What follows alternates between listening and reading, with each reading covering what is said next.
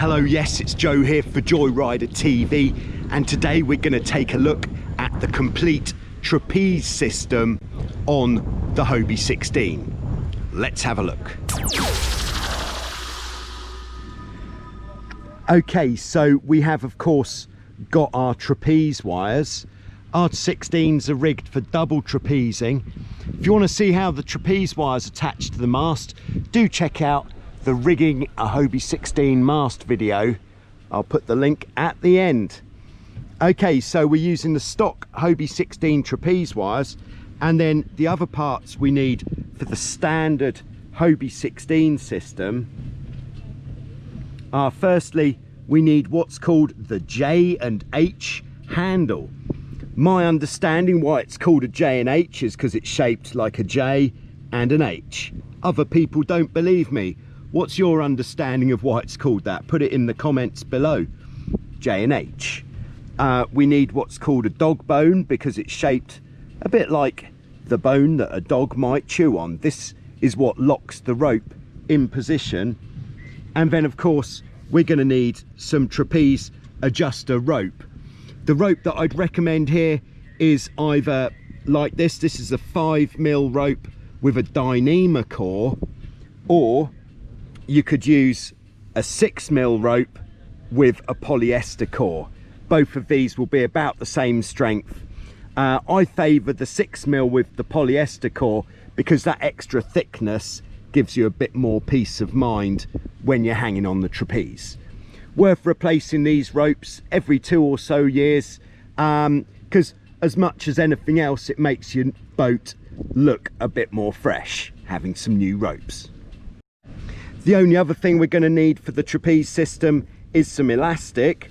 The way that we're routing the trapeze elastics here means that for the Helm trapeze wires we need 2.40 m, and then for the crew trapeze wires we need 2.90 m. I'll explain why this is shortly. So the first thing that we need to do when we're setting up the trapeze system, once we've got our mast up trapeze wires are attached, is we need to attach the rope to the J and H. The way we're going to do this is we're just going to tie a thumb knot in the end like this, and then we'll take our J and H, and there's one end which has got the crimped ends and the kind of rubber bit on there. We're going to tie it on there, so then the other end is going to be where you hook onto, and then we're just going to tie, this is like, I think the knot I call the lazy kite surfer. So the thumb knot is what stops that from pulling through. That's very reliable, and that's not going to come undone or dunk you in the sea. What we're going to do next, and yes, for those of you who are quite observant, this is a different colour rope, but we've attached this one in the same way, is we're going to take the rope through the eye at the bottom of the trapeze wire, and then we need to thread our dog bone onto the rope.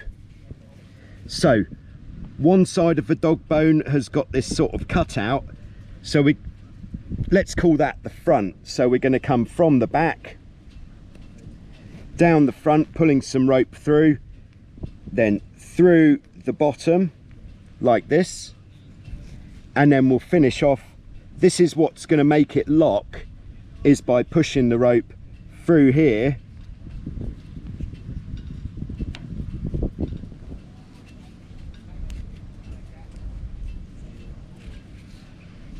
and then there we go. That cross there is what's going to make it lock. And then what we're going to do is we're going to tie a knot in the end. Looks like I might need a bit more, so I'm just going to feed a bit more through, pushing some into the top and then pulling it through.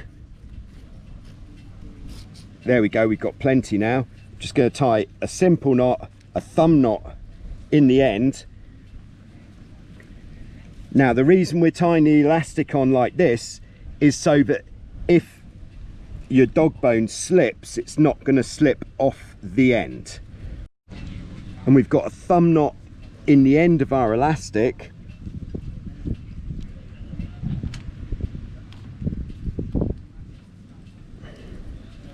So then, kind of the same that we did tying the J and H on, we're just going to tie a simple knot there. We're tying the knot using whatever the thinner line is. So we're tying the elastic on here. And incidentally, we're always using 5mm elastic for the trapeze. So there we go, and then we'll just slide that up against the knot. And she may not look too pretty, but that is definitely not coming undone. And like I said, if your dog bone slips, it's not going to fall off the end. For the Helm's trapeze, we're doing it in a very simple manner, where it just goes under the sidebar, across the boat, and ties on to the trapeze on the other side exactly the same. This is nice because you can move it around. If it's in the way, you can just move it forwards so it's out of the way. Easy. If you do want that trapeze line to stay in a more anchored position so it doesn't move backwards and forwards so much, there's a trick for doing this. And what you can do is you can take a shackle or a stainless steel ring. If you're going to use the ring, you'll have to take the trampoline lacing off, but you can then attach the shackle on the part of the trampoline lacing as far forwards as you want that trapeze to stay. Attach the shackle on there, then pass the shock cord through the shackle, and there you are, you've got a guide for that piece of shock cord which will hold the trapeze in a more forwards position. For the cruise trapeze, we're actually going through the kringle in the trampoline. Now, if you haven't got a kringle in your trampoline, you could do the same for the crew that you do for the Helm, but your shock cord will then want to be the same length, because the kringle is going to stop this from getting pulled forwards. Then from there, if we take a look underneath, she's going forwards around the dolphin striker and then to the other side. By having a longer piece of elastic, it means it's less likely to break if you capsize and you're still hooked onto the trapeze. So if you pitch pole or perhaps go off the back, then this is going to have more stretch because it's longer. So that's a good tip for preserving your trapeze shock cord. And then to set the height of the trapeze, what is important before we set the height is that we've got some rig tension on the boat. Of course, you could do this by putting the jib up, but we're not going sailing just now because there's no wind. So what we can do as a quick way is we'll take the jib sheets. If you had somebody else around, you could just get your second person to push on the bridle wires, and that would tighten the rig up enough to be able to establish how high your trapezes want to be.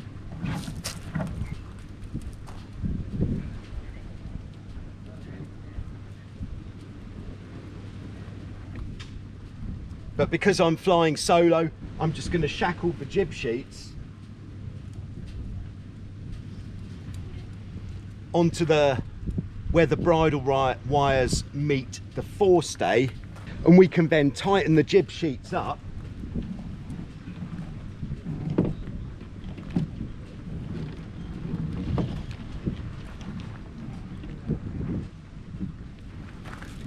and what that has done is tightened up the mast, so now we can determine the length that the trapeze wants to be. The general length that we want to have the trapeze is so when you pull it down, it's like a hand's width to it being tight. So this one is a little bit long. If it's longer, this is good if you really want to get the maximum speed out of the boat, but it will be more difficult because as you go out on the trapeze, you'll feel like you're getting dunked down a lot lower. Perhaps if you're new to trapezing, you might want to have the trapeze a bit shorter so it only comes down this far. That's going to make it feel a lot easier, especially if you're just learning how to helm on the trapeze. It's a good idea not to have it quite as low, but for our purposes, we're going to have a hand's width between the beam and the J and H, So we'll just adjust the dog bone a little bit. We'll pull a bit of rope through, and then there it is, very nice. One thing we do need to do with the trapeze heights, if you're going to be double trapezing, is make sure the Helm's trapeze is a little bit shorter than the crew's trapeze. That's so that the Helm can see where they're going when you're double trapezing. If you really want to gild the lily and make your trapeze system adjustable while you're going along, then you could fit a trapeze system like this adjustable one, where down here we've got exactly the same, where we've got the rope that goes on here. Now it goes through this double block to the J and H, so this part is the same as what we already had, although this rope will be a bit shorter. And then from this double block we'll then go to a cleat which has got a pulley on the back of it, and this will go to the end. This is our adjustment here for going up and down, and then this will shackle onto the trapeze wire. But in my opinion, it's not so important to have this adjustment on the 16. You can always adjust it easily enough using the dog bone. This sort of adjustment is more necessary on the bigger boats which are longer, because as you move forwards and backwards on the boat, as you move back, your trapeze line is effectively going to become shorter, so your trapezing height stays uniform wherever it is you're standing on the side. So there we go. I hope that cleared up any questions that you might have about the Hobie 16 trapeze system, or the trapeze system on any other type of boat. It's pretty much the same for every type of catamaran. The only difference would be if you want to have that on the fly adjustment system or not. Thank you very much.